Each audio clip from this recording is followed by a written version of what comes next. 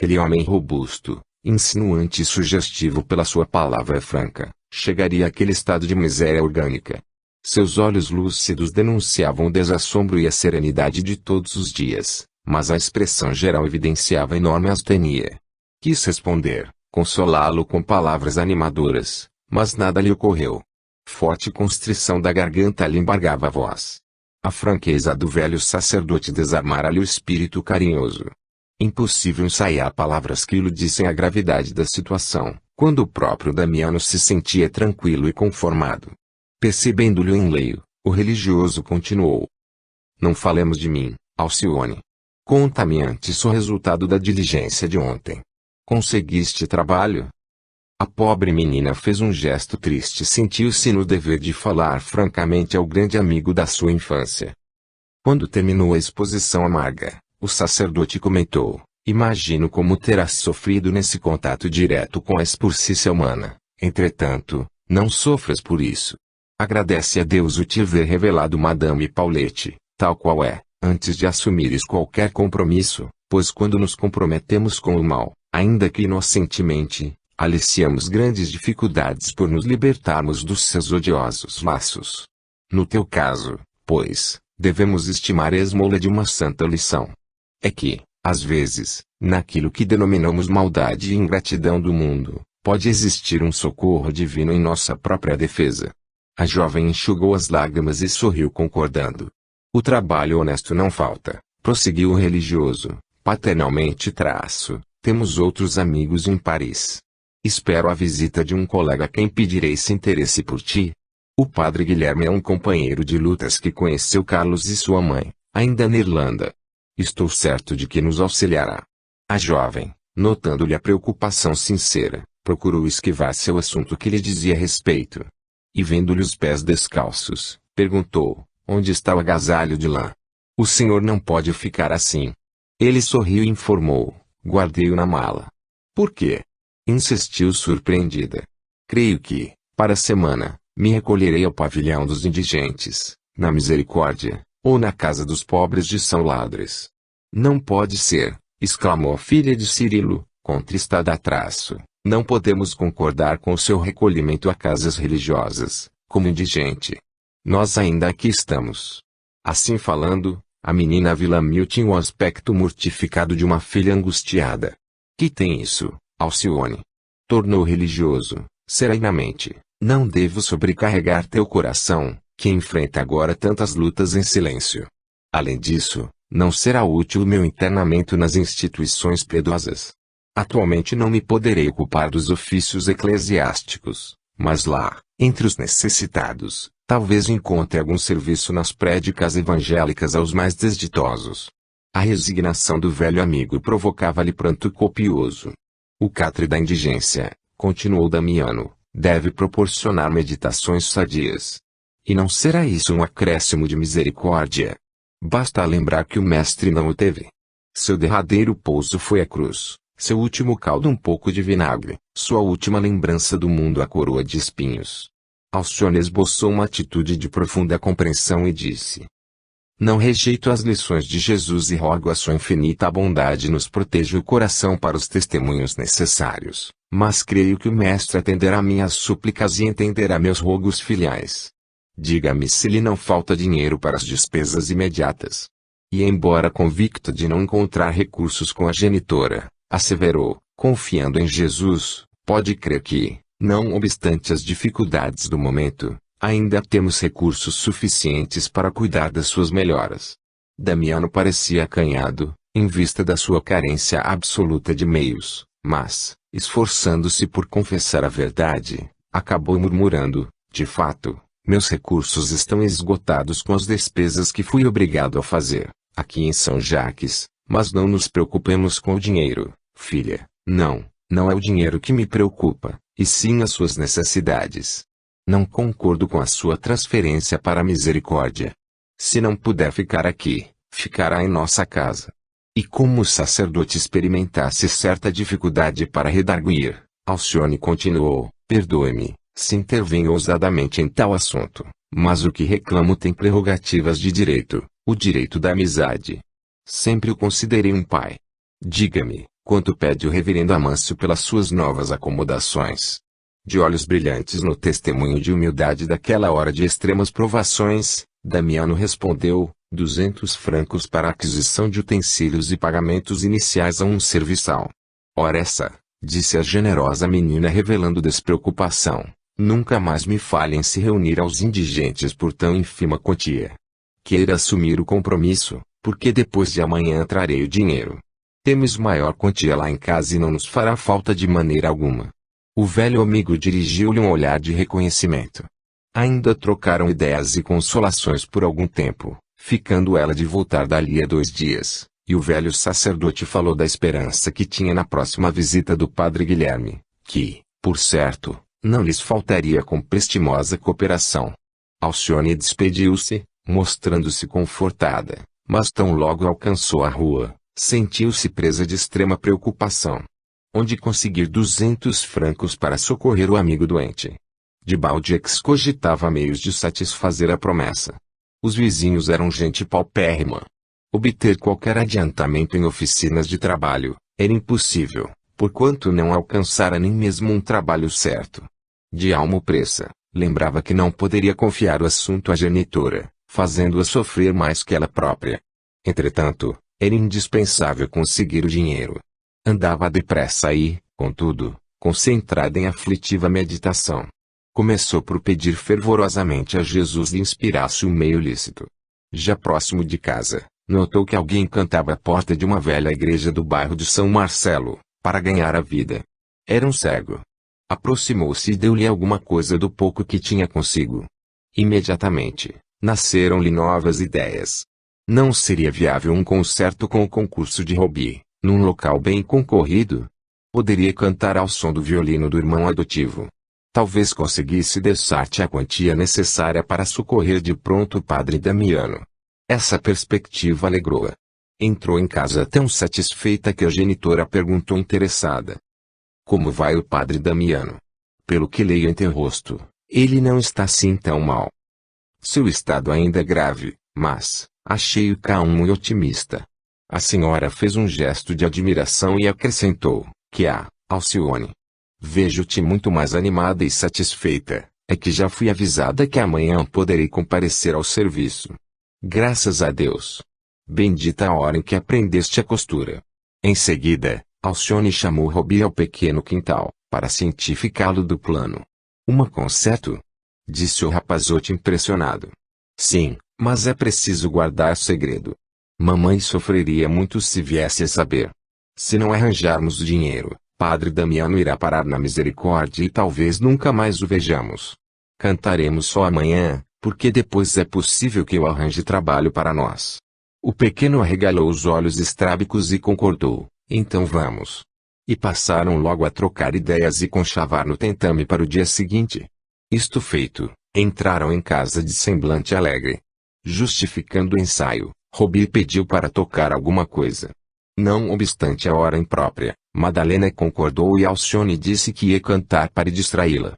Ambos, tomando posição, recordaram velhas melodias castelhanas, canções aragonesas, versos populares da Andaluzia. Apesar do sofrimento dos pés, a senhora Villamil sorria encantada, murmurando, nossa casa hoje está muito alegre. Que dia adorável! Foi pena ter deixado em Ávila o meu velho cravo. Robbie entusiasmava-se ao lhe ouvir as expansões e exibir arcadas mais difíceis e mais seguras. Luísa ria e chorava de contentamento e emoção. A jovem cantou quanto lhe veio à lembrança. Repetiu as raras canções francesas que conseguira aprender e recitou numerosas poesias de La Fontaine. E assim terminou o dia entre cariciosas alegrias domésticas. Na manhã seguinte, Alcione beijou a mãe ao despedir-se e preveniu, logo, voltarei para a refeição, e ao tornar ao trabalho quero que me concedas a companhia de Robbie, pois creio que tente regressar mais tarde, à noite. Madalena disse que sim e abençoou-a com as suas blandícias de mãe. Alcione andou muitos quilômetros de ruas e praças, estudando o local adequado à iniciativa. Algo cansada, parou junto ao templo de Nossa Senhora e entrou.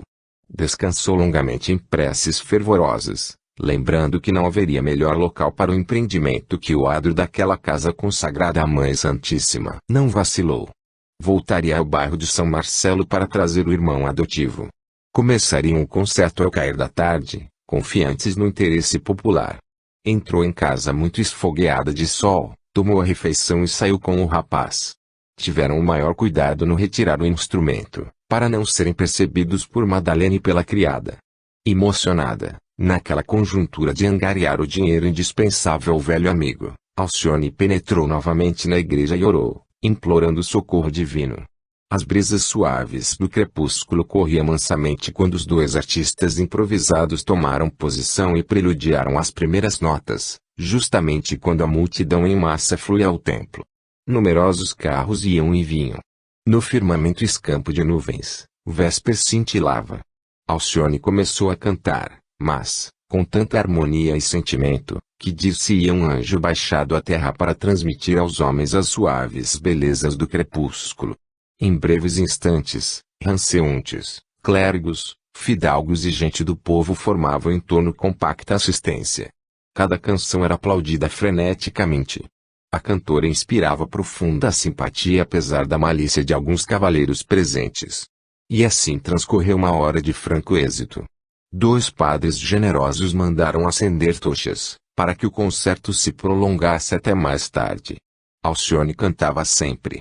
Sentia-se corar de vergonha quando as dádivas lhe caíam na bolsa, mas vinham-lhe à mente o padre Damiano e a mãezinha, e experimentava enorme consolação, julgando-os quase feliz. E enquanto agradecia as palmas com ademanes graciosos, Robi arrancava cristalinos acordes do seu violino. Todos se impressionavam com a beleza da jovem, a contrastar os traços grosseiros do pequeno violinista. Houve mesmo quem lhe sussurrasse no ouvido: parece um morcego ao lado de uma cotovia. Compreendeu o sentido da frase, mas interpelada pelo irmão adotivo, que não entendia muito bem o francês, procurou confortá-lo, dizendo: o auditório está entusiasmado e calculo que já temos quase 100 francos. Não desanimemos. Estou bem fatigado, alegou o rapaz. Lembra-te de mamãe e do padre Damiano. O menino pareceu refletir e fazia vibrar o instrumento com maior entusiasmo. Nesse interim, surgiu poucos metros distante uma carruagem de família rica. No seu sotaque espanhol, Alcione cantava, no momento, velhas mudinhas francesas. Impressionados, talvez, com o quadro inédito, os 2 passageiros da viatura deram a ordem de parar. Um cavalheiro prematuramente envelhecido, aparentando mais de 50 anos sem os ter, desceu do coche dando o braço a uma senhora muito magra e abatida. Dominado por estranha emoção, encaminhou-se resoluto para o grupo, como que forçando a companheira a seguir-lhe o passo lesto e resoluto. A certa distância, podiam ver a cantora, que parecia coroada pela luz das tochas resplandecentes. É o retrato de Madalena, disse ele, empalidecendo. Vamos-nos embora, murmurou a companheira num ensaio de recuo. Deve ser alguma vulgar cantora de rua. Não, não, respondeu o desconhecido em voz muito firme, como a indiciar que viviam em constante desacordo. Se queres, vai-te manda-me o carro depois. Isso não, revidou visivelmente enfadada, deixando-se ficar junto dele, que se mostrava de mais a mais elevado e atento à cantora, cuja voz melodiosa enchia o silêncio da noite e lhe falava misteriosamente ao coração. Quando ela cantou uma velha música espanhola, ele não se conteve, levou a mão ao peito e disse à companheira: lembras-te do Carrossel de junho de 1662? Não foi esta uma das melodias de Madalena? A senhora, apesar de muito contrariada, redarguiu. Sem dúvida. Recordo-me perfeitamente do baile de Madame de Choisy. Ele aproximou-se mais. Estava tão embevecido que se fazia notado dos circunstantes, a despeito do carrancudo semblante da companheira. O desconhecido, porém, parecia não dar por isso. Entregue à contemplação da cantora, envolverá-se no suave magnetismo da sua personalidade, sem se dar conta de tudo mais. No momento em que Alcione terminava uma doce cantiga de Castela Ovelha, ele aproximou-se dos 2 artistas e perguntou delicadamente: a senhorita que conhece tantas músicas da península, conhecerá uma velha melodia espanhola, chamada calhandra aragonesa? Perfeitamente, e se faz gosto posso cantá-la para o senhor. Terei imenso prazer. Alcione advertiu ao irmão adotivo como devia ensaiar as primeiras notas. Não me recordo bem, acentuou o violinista. Ora, Robbie, como é isso? E uma daquelas primeiras melodias que mamãe te ensinou. O menino fez grande esforço mental e concluiu, já sei. Algumas arcadas harmoniosas assinalaram o introito de inefável beleza e, daí a momentos, a voz límpida e aveludada da jovem se fazia ouvir, em religioso silêncio da assembleia numerosa. Obedecendo, talvez, a secretos impulsos do coração, Alcione imprimia novo encantamento espiritual em cada acorde. Dir-se-ia o nenioso gorjeio de um pássaro abandonado, na vastidão da noite. A música, muito delicada, realçava a antiga lenda que traduzia o lirismo popular. No manto da noite amiga, ouve esta velha cantiga, guarda no peito a canção da calhandra do caminho, que errava sem ter um ninho na verdura de Aragão. A pobrezinha vivia numa perene agonia, em dolorosa mudez, era a imagem da saudade, nos andrajos da orfandade. No luto da viuvez. Mas, em certa primavera, a pobre, que andava à espera, reparou, fim do arrebol, que chegava de mansinho. Olhos cheios de carinho. Seu amado, o rouxinol. Desde essa hora divina, a calhandra pequenina, que errava de Déu em Déu. Enfeitou-se na vitória, encheu-se de vida e glória, cantando no azul do céu. Brincava na paz da fonte, ia longe, no horizonte. Sob o sol, sob o luar. Fosse noite, fosse dia, transbordava de alegria, nas penugens do seu lar. Mas, um dia, o companheiro deu-lhe o olhar derradeiro da bolsa de um caçador. A calhandra infortunada tombou sem vida na estrada, na angústia do seu amor. No manto da noite amiga, ouve esta velha cantiga, guarda no peito a canção da calhandra do caminho, que errava, sem ter um ninho, na verdura de Aragão. Quando terminou, o cavalheiro levou o lenço ao rosto, como se for enxugar o suor, mas, na verdade, disfarçando as lágrimas que lhe brotavam dos olhos. Depois de consultar o bolso, retirou um pacote de moedas e entregou à cantora, nestes termos: tome lá, senhorita, esta lembrança lhe pertence. Sua voz me deu emoções que procuro, em vão, há 20 anos. E, enquanto Alcione hesitava diante de uma espórtula tão vultosa, o desconhecido insistia: isto é nada, comparado ao que lhe ficou a dever. A companheira bem que o fisgava com olhares de censura, mas ele permanecia alheio e indiferente às suas atitudes.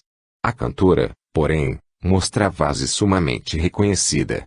Deus o recompense, senhor. Robbie também lhe mandou um olhar de enorme satisfação, através do qual transparecia o desejo de encerrar o ato. E, como se estivesse apenas esperando o cavalheiro desconhecido para terminar o trabalho da noite, a filha de Madalena agradeceu a todos, comovidamente, e retirou-se com humildade, amparando o irmão adotivo que se mostrava exausto pelo esforço despendido. O casal, por sua vez, retomou o carro, sob forte impressão. Quanto deste à cantora?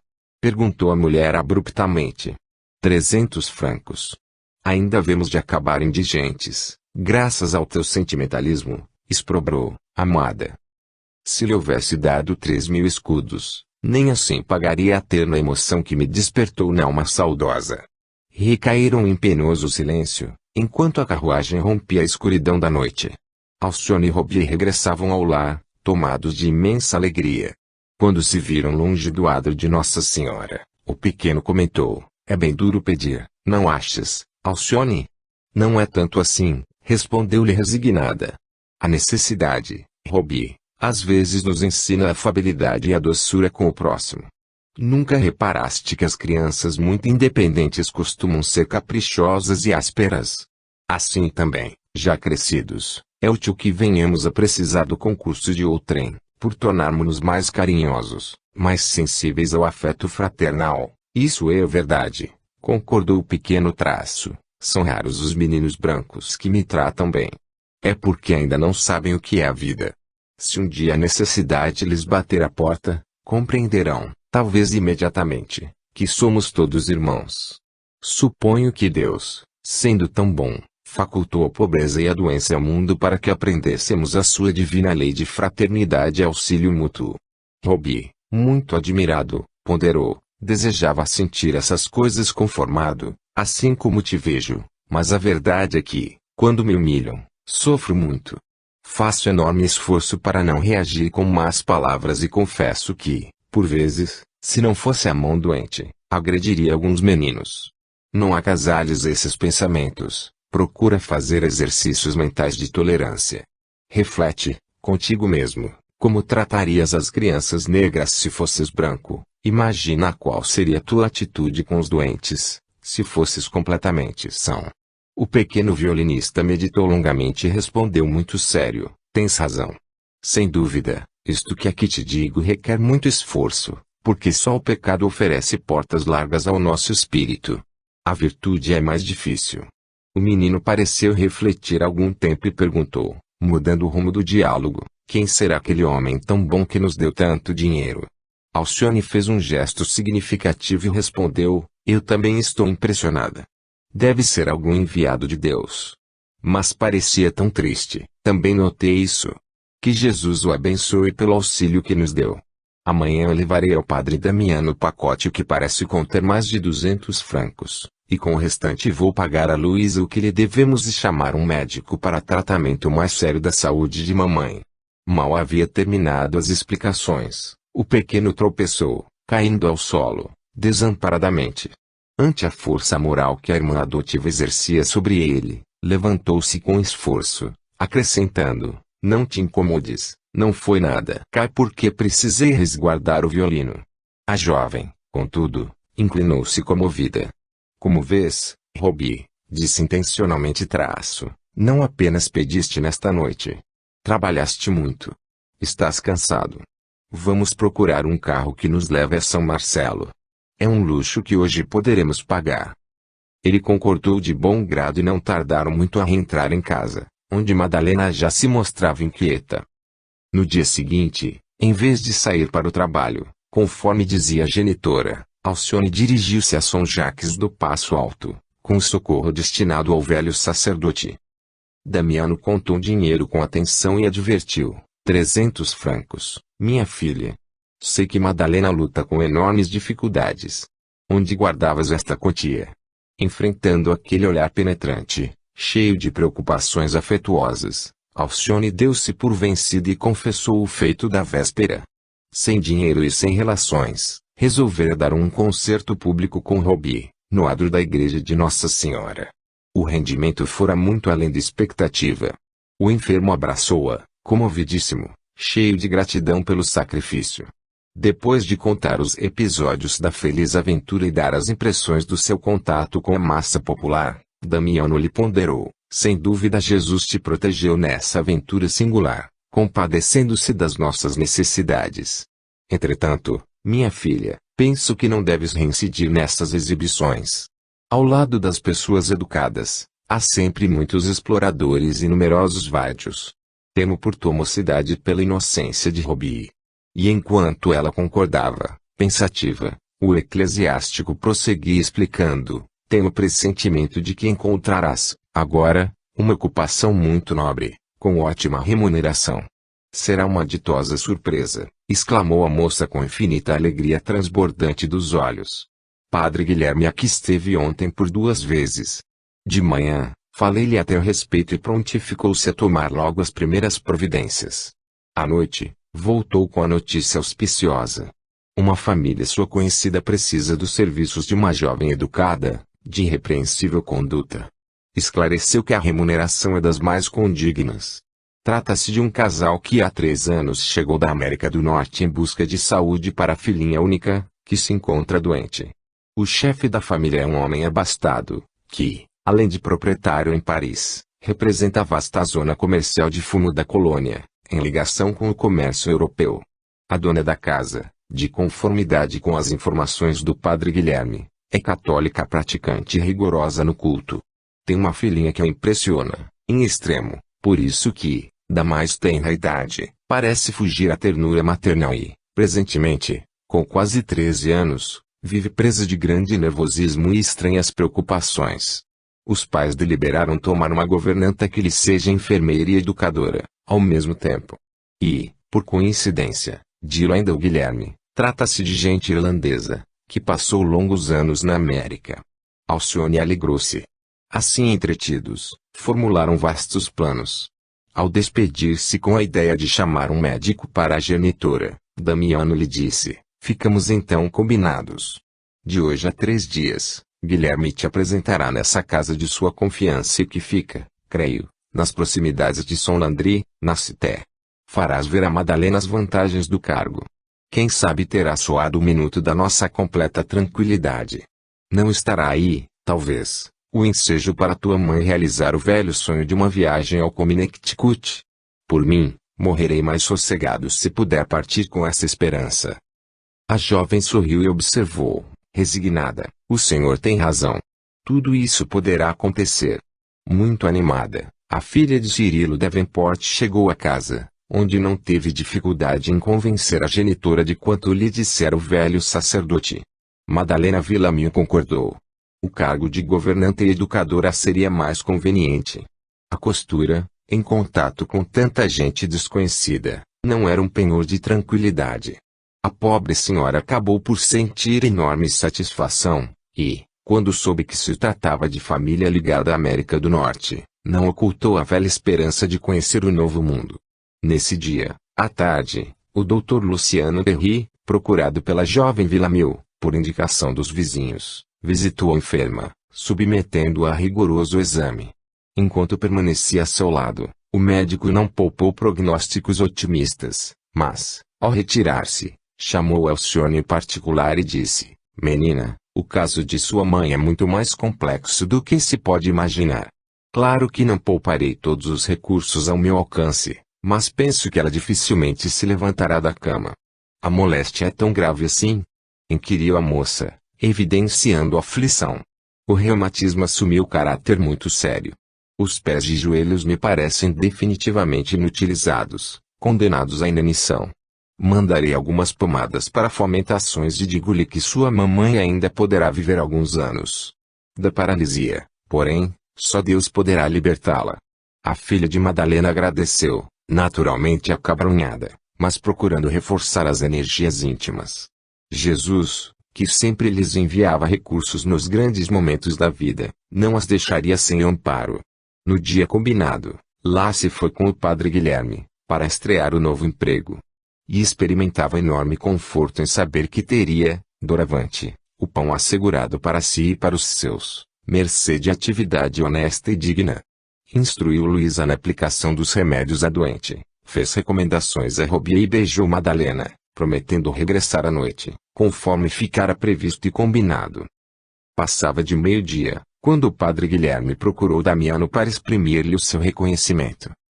O senhor Davenport ficou radiante. A senhora Susana não estava em casa no momento, mas o chefe da família, bem como o velho Jacques, ficaram otimamente impressionados com a sua pupila.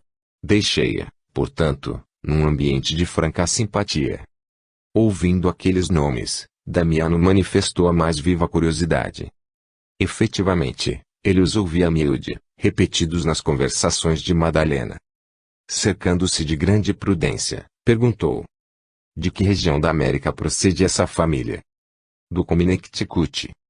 O eclesiástico experimentou o primeiro abalo íntimo, todavia, buscou controlar-se e continuou: o nome Davenport não me é estranho. Se me não engano, já ouvi um colega referir-se a um tal Samuel, que, há muitos anos, residiu em Belfast. Isso mesmo, confirmou o outro, satisfeito.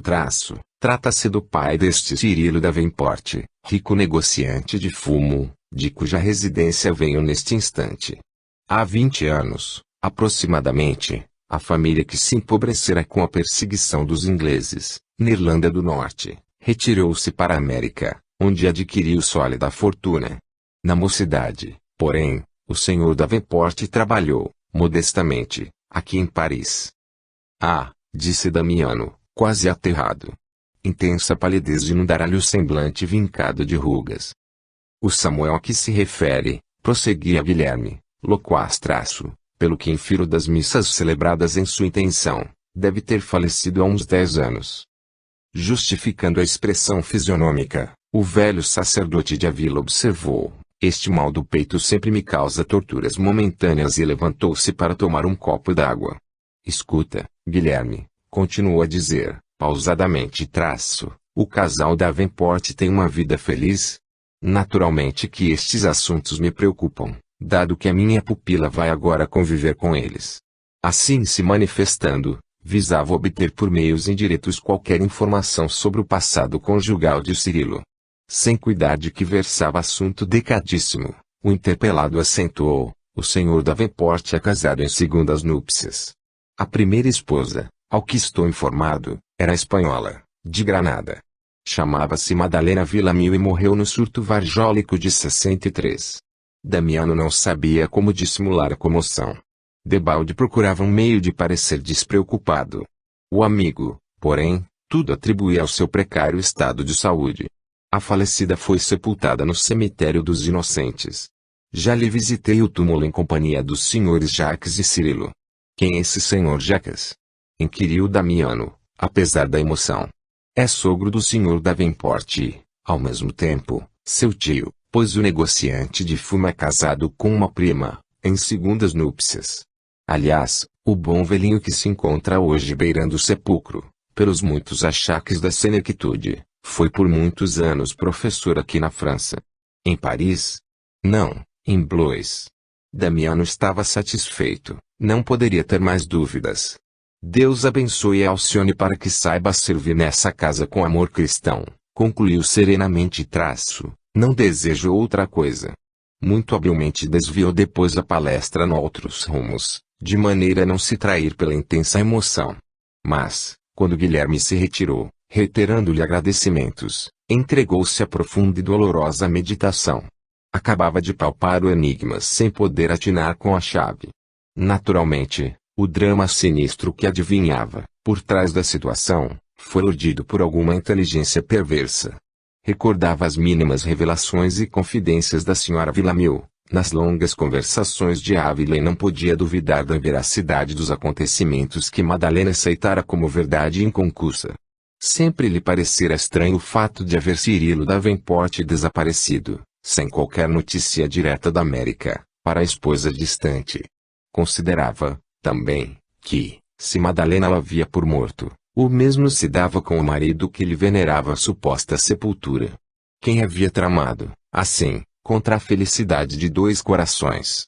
Rememorou as confidências que a filha de Inácio lhe fizera a respeito da personalidade de Antero de Oviedo. Seria ele o autor do nefando delito? Depois de laboriosas reflexões, concluía que, se não fora ele o único criminoso, devia ter sido cúmplice ativo do feito abominável. Em seguida, mente cansada, passava a refletir nos estranhos, insondáveis desígnios da providência divina, que haviam conduzido Alcione ao segundo lar paterno.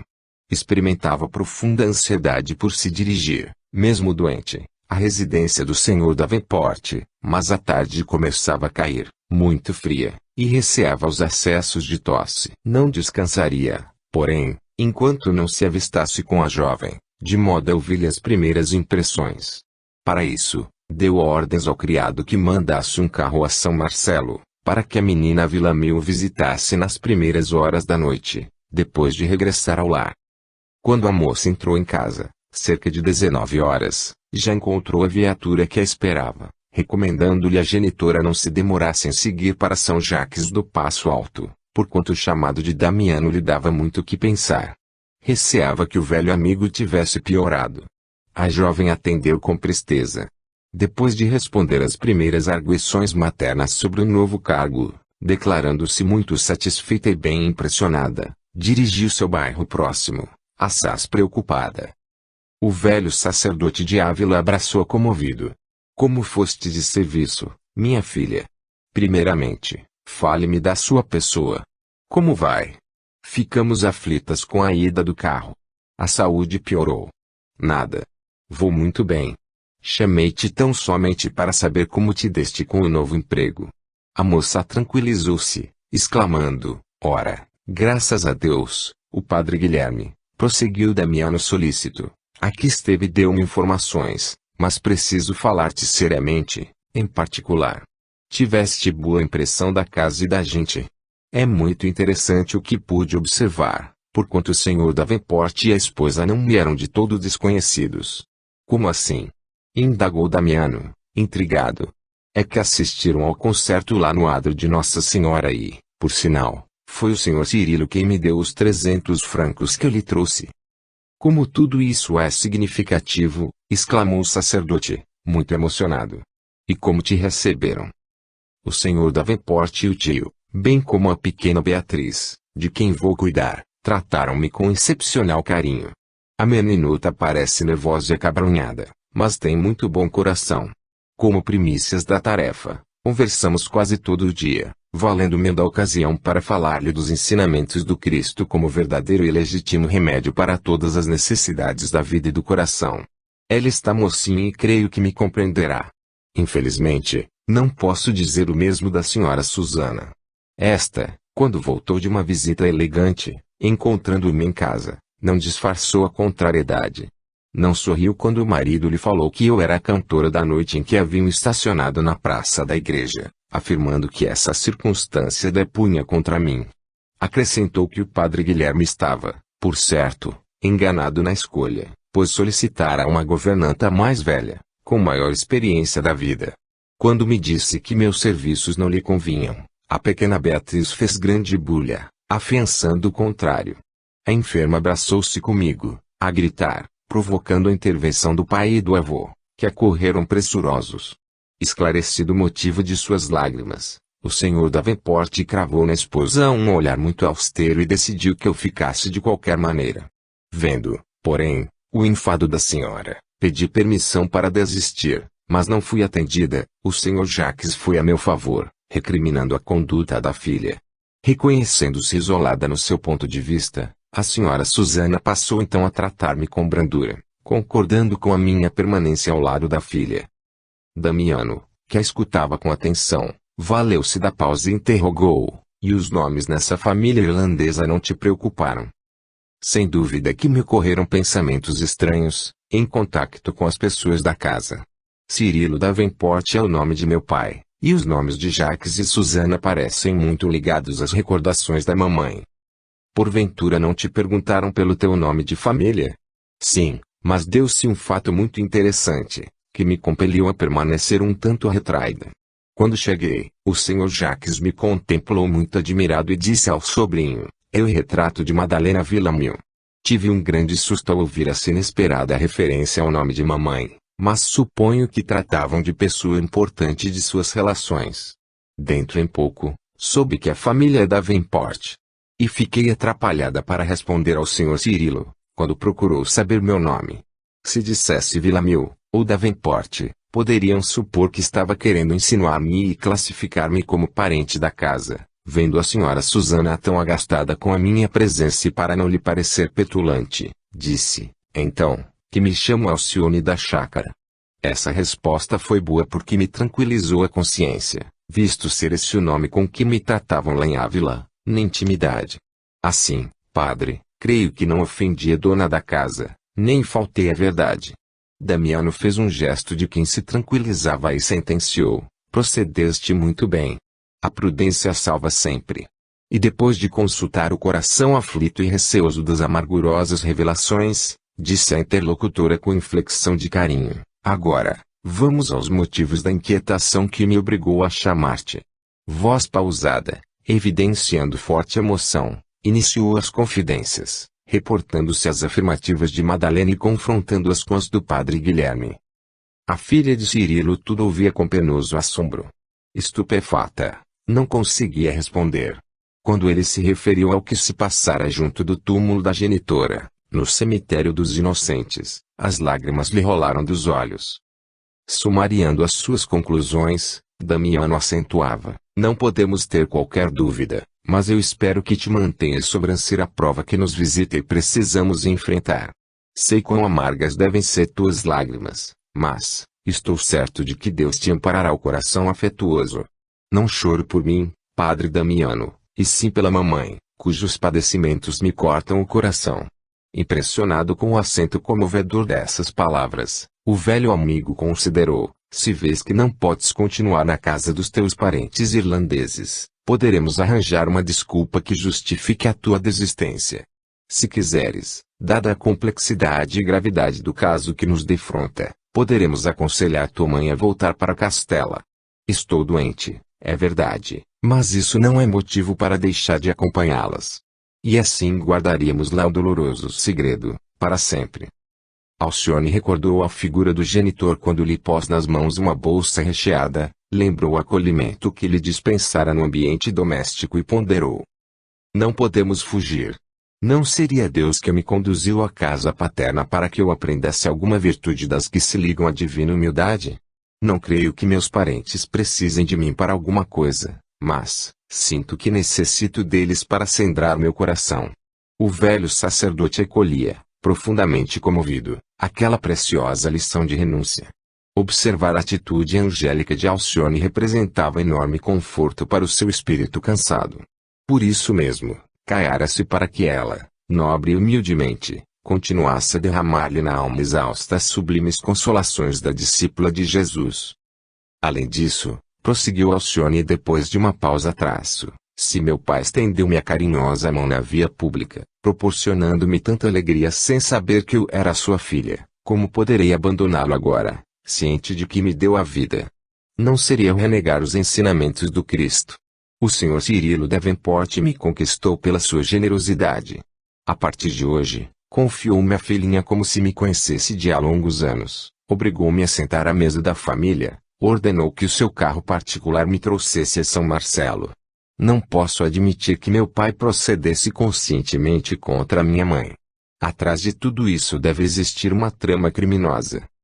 Muito sensibilizado, o eclesiástico replicou: tuas razões são sagradas e concordo com o teu parecer, de que Jesus te conduziu ao lar paterno com algum objetivo, mas, se sugeriu o retorno à Espanha foi pensando nos teus padecimentos morais, bem como na hipótese de Madalena ter agravados, algum dia, os seus sofrimentos já quase intoleráveis. Alcione meditou um minuto e redarguiu serenamente: sim, por minha mãe todos os sacrifícios serão poucos, mas buscarei ocultar com os meus beijos a realidade dolorosa. Jesus me auxiliará para que ela saia deste mundo desconhecendo as verdades amargas. Amará meu pai até o fim, como símbolo da ventura que a espera no céu e será, para mim, como a santa de um altar, ligada a Deus, mas, estando meu pai ainda no mundo, não será razoável cooperar para que ambos se unam para sempre na eternidade. Mas, e o teu esforço penoso? E os sacrifícios diários por desenvolver dignamente a tarefa em tal situação? Cinjo-me as próprias lições que me destes desde a infância. Será que Jesus peregrinou pela terra somente para que o admirássemos? Teria sido escrito o Evangelho apenas para que os homens encontrassem nas suas páginas motivos de apologias brilhantes? Sua palavra, Padre, não me inculcou, sempre, que permanecemos no mundo com o santo objetivo de purificar o coração. Deus quer que nos amemos uns aos outros. Sua misericórdia, de quando em quando, reúne fortuitamente os próprios inimigos, para verificar se já estão prontos à tarefa sacrossanta do amor. Se a providência divina me conduz agora aos braços paternos, por que como contrariar seus insondáveis desígnios? Deus te abençoe os propósitos sublimes, murmurou o sacerdote, sensibilizado até as lágrimas. Amanhã ou depois, farei uma visita aos Davenport, não obstante o meu precário estado de saúde. Preciso observar de perto as personagens do nosso drama, a fim de legitimar as minhas ilações. Irei como teu tutor, ratificar a apresentação do padre Guilherme e, então, estudarei fisionomias e sondarei corações. Recomendo-te, porém, muita cautela, para que tua mãe permaneça alheia a esta nova amargura do seu caminho. Será mesmo de alta prudência não desceres do carro de teu pai à porta de casa, mas distante de maneira a evitarmos qualquer surpresa dolorosa. Ela concordou e conversaram ainda alguns minutos, até que se despediu com as novas recomendações de prudência e votos de tranquilidade, do velho sacerdote. Decorridos 2 dias, com enorme dificuldade Damiano tomou um carro em companhia de Guilherme, a fim de vingar seus propósitos no elegante palacete das cercanias de São Landry. Prevenida de véspera, a família Davenport aguardava-o com homenagens afetuosas, recebendo-o com excepcional carinho. Logo às primeiras palavras, notou que Alcione gozava da simpatia geral, embora as atitudes de Suzane indiciassem preocupações indefiníveis. De pronto a conversa generalizou-se animada. O professor de Blois, agora ancião venerando pelos cabelos de neve, comentava o concurso da igreja nos planos educacionais da época, destacando a cooperação preciosa dos padres integrados no conhecimento de sua missão divina. Damiano surpreendia-se com a vivacidade intelectual do velho educador. Cirilo, de quando em vez, intervinha com alguma observação, dando impressão de homem ativo e trabalhador, mas de alma envelhecida, em virtude do véu de tristeza inalterável que lhe ensombrava o rosto. A esposa parecia amável, embora pouco expansiva. A um canto da sala, a filha de Madalena descansava num divã ao lado da jovem Beatriz, em atitude humilde. Debalde o sacerdote procurara, de início, um meio de provocar as recordações do passado e lê-lo na fisionomia de cada um. Depois das primeiras impressões, acentuou intencionalmente: pois que estou com um pé na sepultura, fogo em ver que Alcione ingressa numa casa nobre, que lhe proporcionará o bem-estar que desejo. Que é isso, reverendo Damiano? Atalhou Jaques, generoso. Se, revigorado, qual o vejo, nos fale em morrer, que não direi eu com os meus achaques sem remédio. A velhice é uma escola rigorosa de meditação, mas eu ainda me recuso a pensar na morte. Sou, porém, muito mais velho que o senhor. Vê-se logo que a gentileza sua, olhe que a bondade é um dom precioso, mas não pode excluir a verdade. E mudando o rumo da assertiva, continuava: quanto à sua pupila, pode ficar descansado. Padre Guilherme andou muito bem inspirado trazendo-nos esta amiguinha para Beatriz e para nós mesmos. Ela não será aqui uma servicinha, uma filha. Pode estar certo disso. Sem dúvida, confirmou Cirilo com um gesto franco. O que mais nos impressionou, desde a chegada, continuou carinhosamente o velhinho traço, foi a extraordinária parecença com a primeira mulher de meu sobrinho, a quem eu considerava como própria filha. Creio que, se a senhorita fosse filha de Madalena, talvez não se parecesse tanto com a finada. Os caprichos da natureza são profundos, porque, na verdade, nunca esquecemos a falecida. Nesse instante, o olhar do sacerdote de Ávila cruzou casualmente com o da dona da casa, e teve a impressão de que ela se perturbava, assaltada por algum pensamento menos digno. O amigo da senhora Villamil desejou sinceramente conhecer certos detalhes referentes à presumida morta, mas não se sentia com ânimo de abordar de chofre tão delicado assunto. Poderia parecer imprudente e atrevido aos Davenport, que o recebiam com tanta cordialidade e apreço. Nessa altura da palestra, o visitante notou que o velho Jaques tinha sinais antigos de varíola, nas rugas do rosto. Não esperou outra inspiração e perguntou, com delicadeza: pelo que estou vendo, senhor Jaques, a bexiga também não o poupou, noutros tempos. Ah! Sim, na varíola de 63 nossos padecimentos foram terríveis. Eu também muito sofri nessa época, aqui em Paris, onde viera a convite de alguns colegas. E estive tão mal, acrescentava sorrindo, que quase me sepultaram vivo, num dos cemitérios improvisados. A filha de Jaques recordou fortemente o minuto em que livrara a rival de semelhante destino e fez um gesto instintivo de espanto. Nessa ocasião, explicou o professor, residíamos em Blois, mas Susana teve oportunidade de observar muita coisa triste, nesta cidade, pois aqui chegou no dia imediato ao da morte de Madalena. Ah! Por favor, senhora Davenport, exclamou Damiano, mostrando-se muito impressionado traço, conte-nos a sua experiência. Não poderei esquecer o pavoroso instante em que me ameaçavam com o sepultamento, apesar de me sentir no gozo de todas as faculdades. Foi um minuto terrível, são recordações muito amargas, padre, retrucou Susana aparentemente tranquila. Como não ignora, meu marido era casado em primeiras núpcias, aqui em Paris, e tendo ele seguido para a América, a família ficou em dificuldades, quando irrompeu a pavorosa epidemia. Madalena Villamil era como se fosse uma irmã. A carta que escreveu a meu pai, para Blois, era um apelo que não podia ficar sem resposta. Logo que pude, vim até cá, por trazer-lhe os meus préstimos. A pobrezinha, porém, havia sido sepultada na véspera. Todavia, ainda pude encontrar seu pai com vida, assistindo-lhe os últimos momentos. De Inácio, velho fidalgo espanhol, tinha em sua companhia um sobrinho chamado Antero de Oviedo, que foi um arrimo para todos, naqueles dias tão amargos.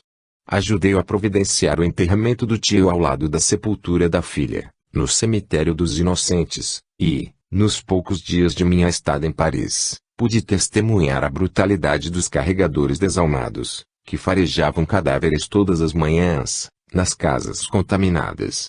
O sacerdote de Ávila já conhecia o bastante para inferir a conivência de Susana no drama que negrejava o destino de Madalena, e acrescentou: a senhora deve ter sofrido muito. Foram dias tormentosos, efetivamente. Voltei a Blois tão impressionada que só melhorei quando me vi no mar, a caminho da colônia. O mesmo deve ter acontecido ao Oviedo Villamil, que nos escreveu de Versalhes comunicando a resolução de partir para a América Espanhola. Damiano não tinha mais dúvidas. A resolução sinistra só poderia caber a Antero e Susana, enquanto Madalena estava no leito, entre a vida e a morte. O plano perverso obedecera-o complicada urdidura. Dificilmente disfarçando a emoção, entrou a falar de outros assuntos, a fim de tornar o ambiente menos pesado. Regressando ao seu quarto de enfermo, em vão excogitava um meio de aclarar a situação, concluindo, por fim, que toda a tentativa, nesse particular, acarretaria mais graves problemas. Que adiantaria restabelecer a verdade com o aniquilamento de toda uma família. Pensou na pequena Beatriz, na atitude confiante de Jacques, no semblante grave e triste de Cyril e firmou o propósito de não intervir na marcha dos acontecimentos, para só confiar na providência divina. Daí a 4 dias, quando Alcione foi visitá-lo, indagou carinhosamente das suas impressões. Vou bem, disse ela resignada estou começando a compreender que, dia a dia, Deus nos chama a determinada situação para que lhe executemos a vontade santa. Damiano sorriu, como que desencantado do mundo, e ponderou: tenho quase certeza de haver descoberto a trama que destruiu a felicidade de tua mãe, mas julgo que nada se pode fazer por deslindá-la. Como discípulos do Evangelho, devemos compreender que não se deve abandonar o combate ao mal, em hipótese alguma. Entretanto, neste nosso caso, a batalha deve desenrolar-se em campo de silencioso sacrifício. Compreendo e estou pronta para a batalha, como sempre. Não te agastes com o dizer que a senhora Susana participou, a meu ver, da tragédia que me elicitou tua mãe. Posso lamentar, mas devo reconhecer que, se Deus me pôs no seu caminho, é que tenho de aprender alguma coisa em contacto com ela. Que será? Não sei. De qualquer modo, porém, rogo a Jesus não me abandone. Reconheço que minha mãe tem provado infinitos martírios, mas os criminosos, padre, são mais desventurados que os sofredores. Mamãe, no leito da enfermidade pertinaz, goza de mais tranquilidade que a senhora Susana no seu palácio. Enquanto Robin nos alegra com seu afeto, Beatriz parece detestar a genitora, trazendo-o em constante acabrunhamento. Tenho, hoje, grandiosas lições diante do meu espírito. Antes 1000 vezes padecer a calúnia e o abandono, que tisnar a consciência com a nódoa do crime. Este, Padre Damiano, o quadro permanente que tenho diante dos olhos. Lembraste bem, murmurou o sacerdote meneando a cabeça encanecida. Meu pai e a segunda esposa, prosseguiu a jovem, são profundamente infelizes na vida conjugal. Por vezes, longamente altercam sobre ninharias da vida social. Não raro, ele se afasta exasperado, enquanto que ela se desfaz em lágrimas. Tenho a impressão de que Beatriz é o único elo que os mantém presos aos compromissos contraídos. Tudo isso não será uma lição bem amarga. O sacerdote considerou a exposição judiciosa e concordou: tens razão. Contudo, minha filha, não fossem as circunstâncias imperiosas que nos impõem silêncio, haveria que denunciar o crime, para que os autores não ficassem impunes. Pode crer, porém, exclamou Alcione, depois de refletir um instante que a senhora Davenport está sendo punida todos os dias. Não poderemos, por certo, conhecer o grau da sua conivência no delito, mas tenho podido observar a sua luta expiatória. As meditações destes dias têm me ensinado que devemos tratar os pecadores não como criaturas perversas ou indesejáveis, mas como doentes necessitados de medicação constante. Não foi assim que Jesus nos tratou em sua missão divina. Tenho, agora, a convicção de que o Mestre encarou os romanos como pessoas atacadas pela moléstia da ambição e da tirania, os judeus, como enfermos da vaidade e do egoísmo destruidores, e, de certo, terá visto em Judas um companheiro dementado, tanto quanto em Pilatos um irmão perseguido pela doença do medo. O sacerdote estava comovidíssimo. Tais interpretações lhe valiam como bálsamo confortador. E mal se recobrava do assombro, quando Alcione continuou. Suponho legítima esta presunção, porque a identificamos com a bondade do Cristo, em todos os atos de sua vida e até nos derradeiros instantes da cruz. Conduzido ao madeiro entre dois ladrões, nos quais devemos enxergar dois doentes do mundo, bastou que um deles mostrasse o desejo sincero de melhorar-se, recobrando a saúde, e o Senhor lhe prometeu o paraíso. Sim, disse o religioso emocionado, estas ideias devem fluir do céu para o teu coração purificado. Deus te proteja nos caminhos longos e escabrosos, porque as almas nobres, qual a tua, surgem na terra como partícipes das aflições do Cristo. O mundo prepara sempre um calvário para as vidas cristãs, mas o Mestre te reservará a coroa da vida. Não diga isso, o Senhor me atribui a bondade que lhe pertence. Estou muito longe de compreender verdadeiramente o Cristo, mas, não obstante, certa de não ter vindo a este mundo para descanso e gozo fictícios. Aliás, nosso raciocínio deve ser claro, se o Salvador veio à terra provar os testemunhos mais ásperos, vertendo sangue e lágrimas, por que darmos tanta importância a algumas gotas de suor, vertidas em benefício próprio? Damiano agradeceu com um olhar de júbilo íntimo. E, dividindo a mocidade entre o palacete do pai e a humilde casinha materna, Alcione Villamil, em árdua tarefa, rogava a Jesus não a abandonasse, na dolorosa missão. 3. Testemunhos de fé. Impressionado com a argumentação do velho Gordon e cedendo à insistência da família, Cirilo Davenport havia desposado a prima, em segundas núpcias, entre caridosas alegrias dos amigos e afeiçoados da Nova Irlanda, passando a residir em companhia de Jacques, que assim o exigira, visando alguma consolação no deserto da sua viuvez. Breve, o nascimento de Beatriz vinha trazer um laço mais forte ao casal, mas o filho de Samuel jamais encontrara a emoção de ventura aurida no primeiro matrimônio. Parecia-lhe ter a alma mutilada, que o lugar de Madalena era impreenchível. Fugia instintivamente do lar, entregando-se a trabalho incessante. Por vezes, singular estranheza se apossava dele, ao atentar nas atitudes afetivas de Susana, sem eco no seu espírito. O coração palpitava-lhe de sentimentalismo ardente, reconhecia que nada perdera quanto à possibilidade de amar, e, contudo, parecia que somente a primeira esposa era dona da chave de penetração no seu mundo íntimo. O ambiente doméstico, por mais que ela se esforçasse, reservava-lhe sempre penosas surpresas.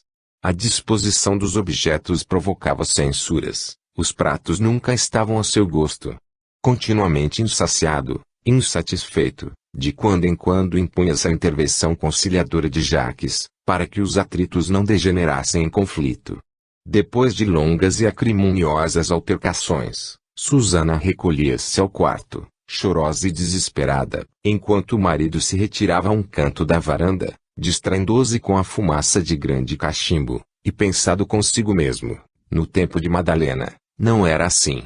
Dada sua constante aplicação ao trabalho, conseguira angariar fortuna sólida e invejável situação na colônia. No entanto, intraduzível tristeza lhe pairava invariavelmente no semblante.